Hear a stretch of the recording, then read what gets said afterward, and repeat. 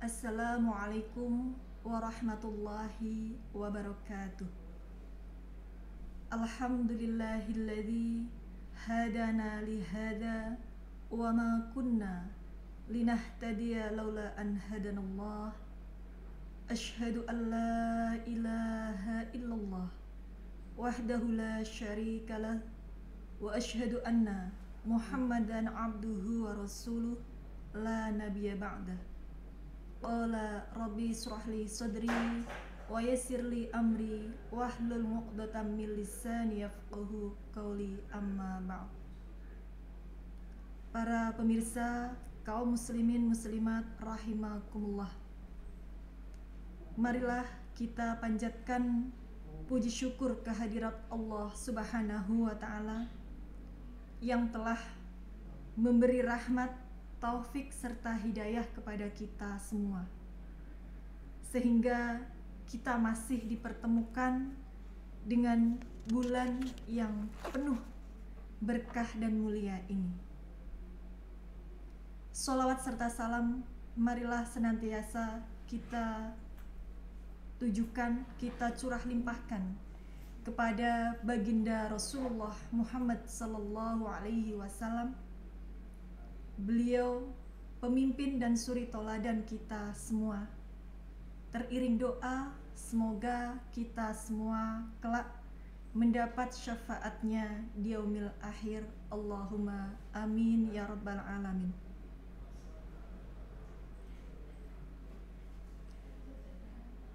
Kaum muslimin dan muslimat rahimakumullah. Bulan Ramadan selain sebagai bulan puasa atau syahrus siyam, Ramadan juga disebut sebagai syahrul Quran atau bulan Al-Quran. Kenapa Ramadan disebut sebagai syahrul Quran? Karena bulan Ramadan merupakan bulan diturunkannya permulaan Al-Quran, sebagaimana firman Allah dalam Quran surat Al-Baqarah ayat 185. A'udzu billahi minasyaitonir rajim. Bismillahirrahmanirrahim. Syahrul Ramadan alladzi unzila fihil Qur'an. Unzila fihil Qur'anu hudan linnasi wa bayyinatin minal huda wal furqan. Ila akhirih. Dalam Quran surat Al-Baqarah ayat 185 yang artinya beberapa hari yang ditentukan itu ialah bulan Ramadan. Bulan yang di dalamnya diturunkan permulaan Al-Quran sebagaimana sebagai petunjuk bagi manusia dan penjelasan-penjelasan mengenai petunjuk itu dan pembeda antara yang hak dan yang batil. Al-Quran merupakan kalamullah dan Al-Quran merupakan pedoman, konsep, serta aturan hidup bagi manusia. Di dalam kitab Al-Quran mengatur bagaimana hubungan makhluk dengan penciptanya, hablum minallah, seperti sholat, puasa, haji, dan lain sebagainya. Selain itu, Al-Quran juga mengatur hubungan antara manusia dengan dirinya sendiri dan hubungan antara manusia dengan manusia yang lainnya, hablum minan nas, serta hubungan antara manusia dengan makhluk ciptaan Allah lainnya. Al-Quran diturunkan kepada Nabi Muhammad SAW dan umat manusia sebagai mukjizat. Al-Quran menjadi salah satu bukti yang tak terbantahkan lagi akan kebenaran Muhammad sebagai Rasulullah, sekaligus kebenaran Islam sebagai agama yang rahmatan lil alamin. Para pemirsa, kaum muslimin muslimat rahimakumullah. Di bulan Ramadan ini, momen terbaik bagi kita umat muslim untuk meningkatkan kualitas hidup kita. Antara lain dengan memperbanyak membaca dan mendengarkan Al-Quran.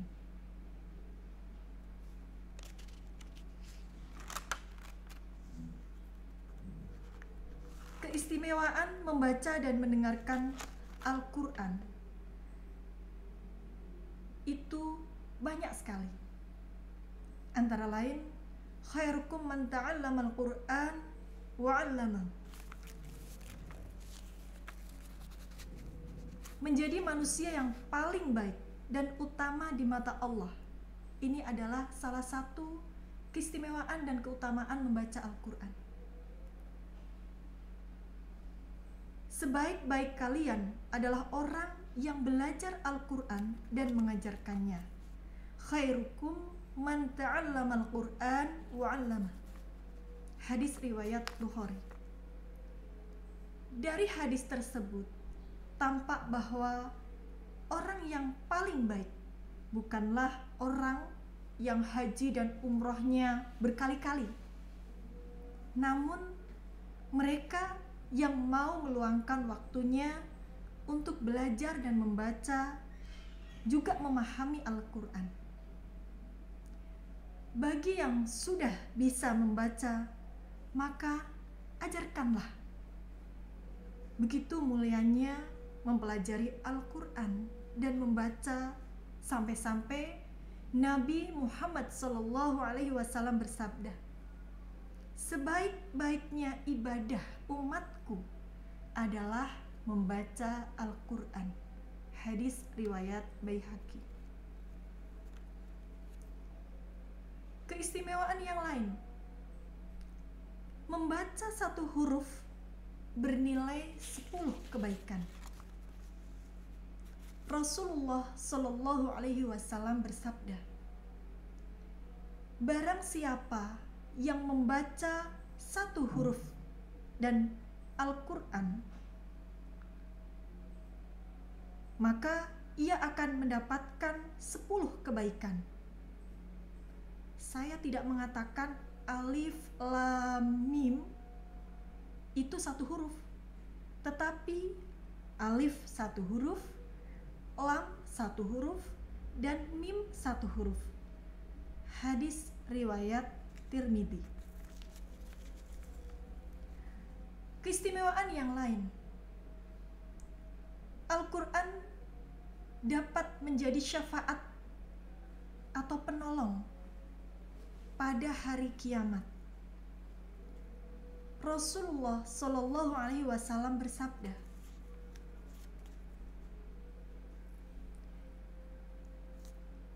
bacalah Al-Quran karena sesungguhnya dia akan datang pada hari kiamat sebagai penolong bagi para pembacanya. Hadis ini diriwayatkan Abi Umamah radhiyallahu anhu. Iqra wal Qur'an fa innahu ya'ti yaumal qiyamah safi'an li ashabi. Bacalah Al-Quran karena sesungguhnya dia akan datang pada hari kiamat sebagai penolong bagi para pembacanya. Kemudian, bagi yang masih terbata-bata membaca Al-Quran, jangan merasa berkecil hati. Karena apa? Meskipun terbata-bata dalam membaca Al-Quran, selama kita masih tetap mau belajar dan terus belajar, akan dapat pahala. Rasulullah bersabda, Orang yang membaca Al-Quran dengan terbata-bata karena kesusahan, maka ia mendapat 2 pahala. Hadis riwayat muttafaqun alaih.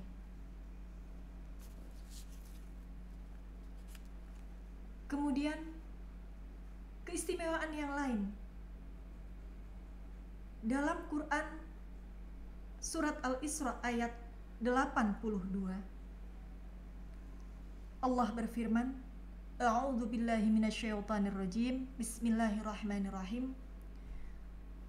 Wa nunazzilu minal Qur'ani ma huwa shifaa'an wa rahmatul lil mu'minin.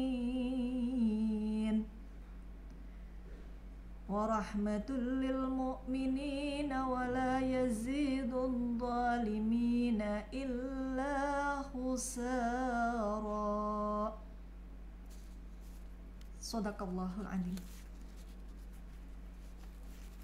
Siapa saja yang membaca Al-Quran akan mendapatkan rahmat dan ketenangan batin, tidak semata-mata berkumpul satu kaum di rumah Allah yang dibacakan di dalamnya kitabullah dan difahami maknanya, kecuali malaikat turun akan diberikan rahmat, diberikan ketenangan batin, dan nama-nama orang itu disebut-sebut oleh penduduk langit. Hadis riwayat Muslim. Kemudian, siapa yang suka membaca Al-Quran akan mendapatkan balasan terbaik dari Allah. Disebutkan, siapa saja yang disibukkan oleh membaca Al-Quran hingga tak sempat zikir yang lain kepadaku dan meminta kepadaku, maka aku akan memberikannya balasan terbaik orang-orang yang meminta. Ingatlah keutamaan Al-Quran atas kalimat-kalimat yang lain, seperti keutamaan Allah atas makhluknya. Hadis riwayat Baihaqi.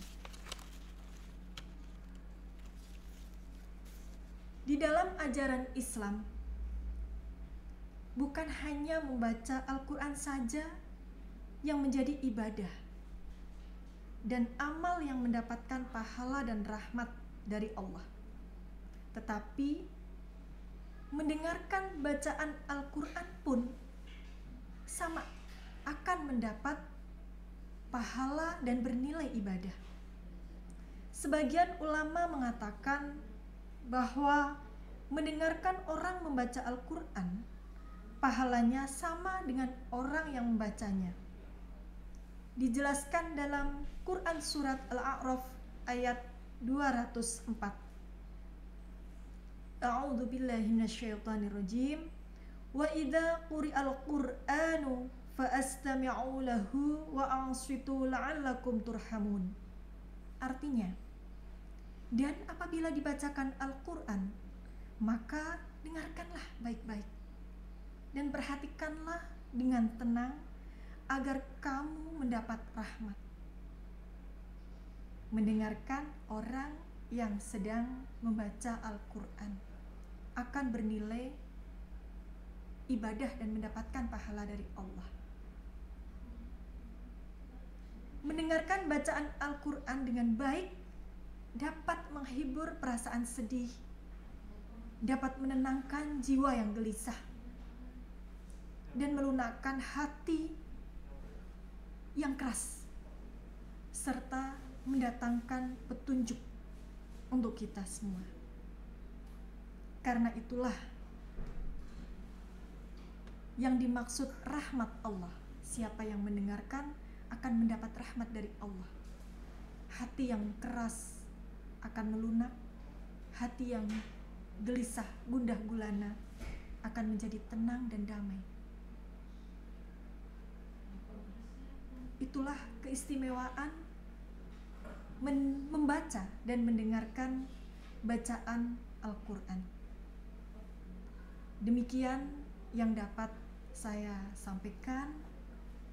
Semoga kita mampu memanfaatkan bulan yang penuh dengan kemuliaan penuh dengan rahmat dan maghfirah ini untuk